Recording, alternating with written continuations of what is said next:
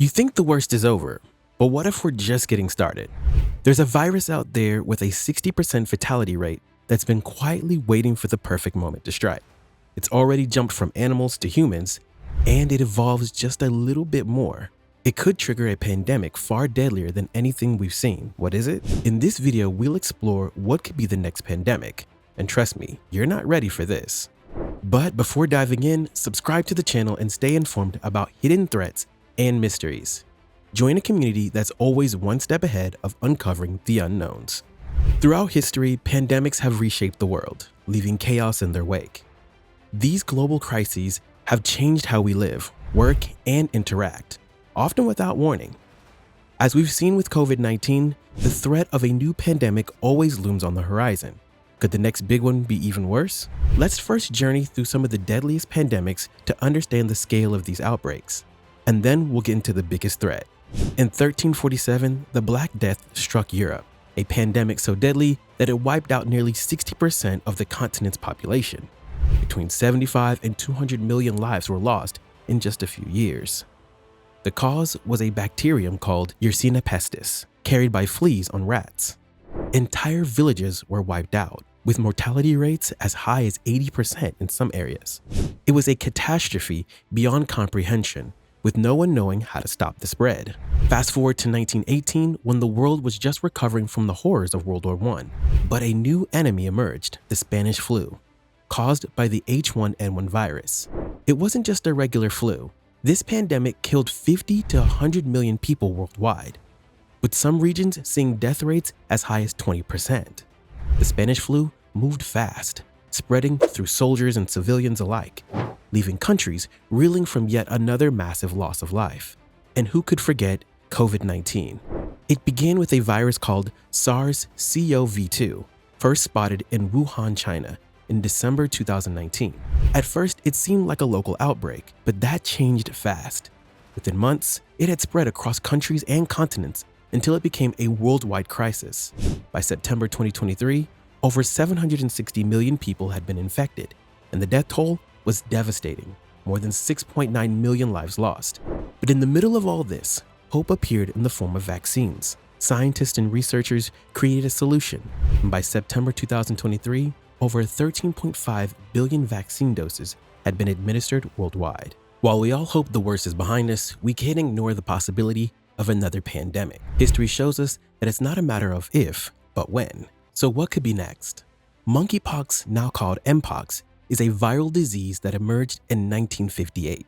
It was identified in monkeys, with the first human case reported in 1970 in the Democratic Republic of the Congo. Historically, Mpox was primarily found in Central and West Africa. Still, in 2022, it made headlines globally when it spread to over 120 countries, resulting in more than 100,000 confirmed cases and approximately 220 deaths.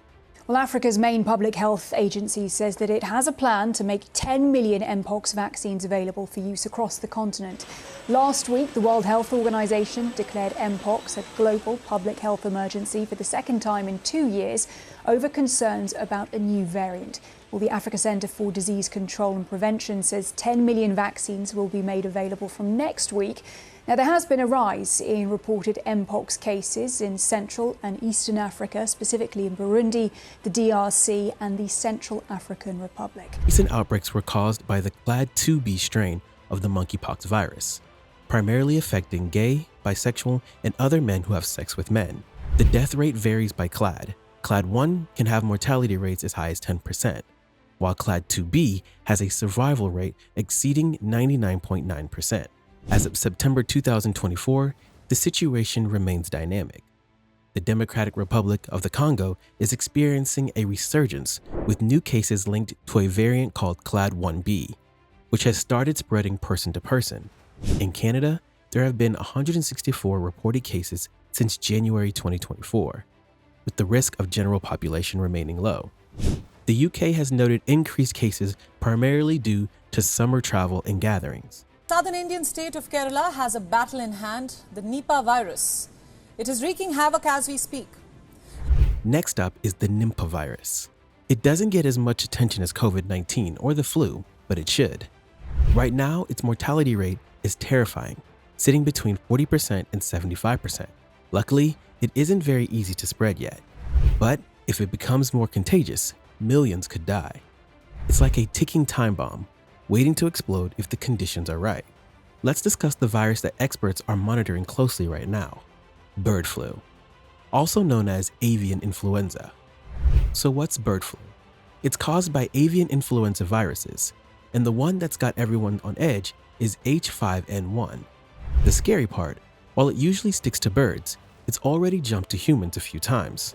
Those human cases are rare, but they've been deadly, with a fatality rate much higher than COVID-19. The more this virus spreads among birds, the more chances it has to mutate. And if it mutates just right, making it easier to spread between humans, we could be in big trouble.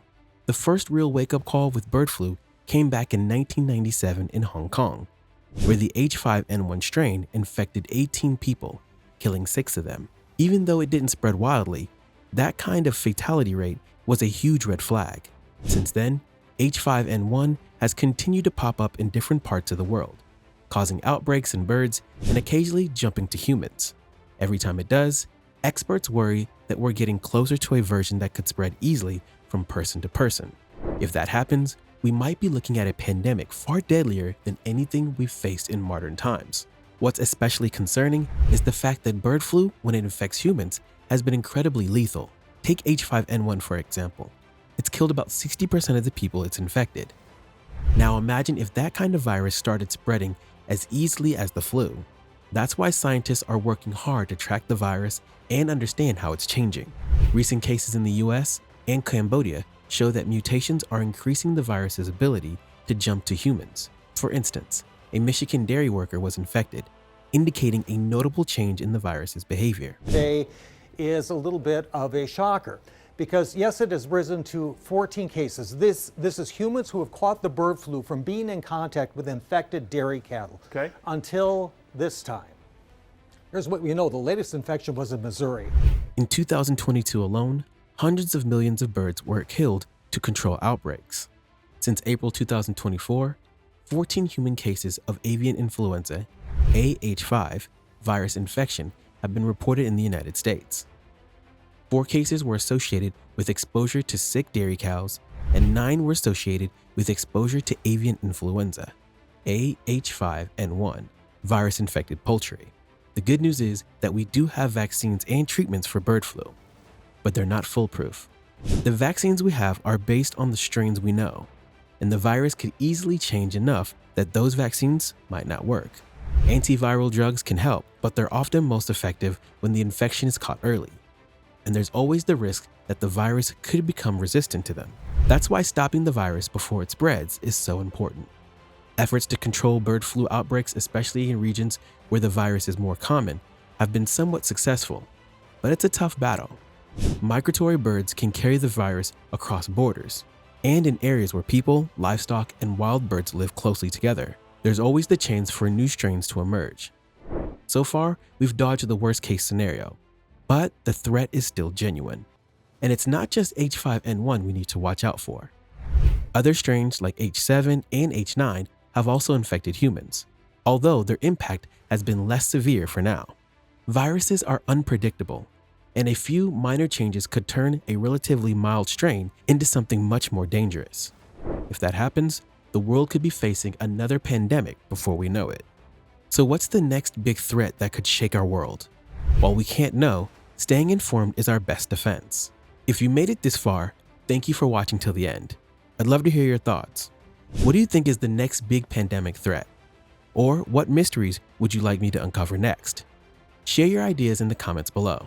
And if you found this video eye-opening, don't forget to like and subscribe to Unexplored Frontiers. Stay curious, stay safe.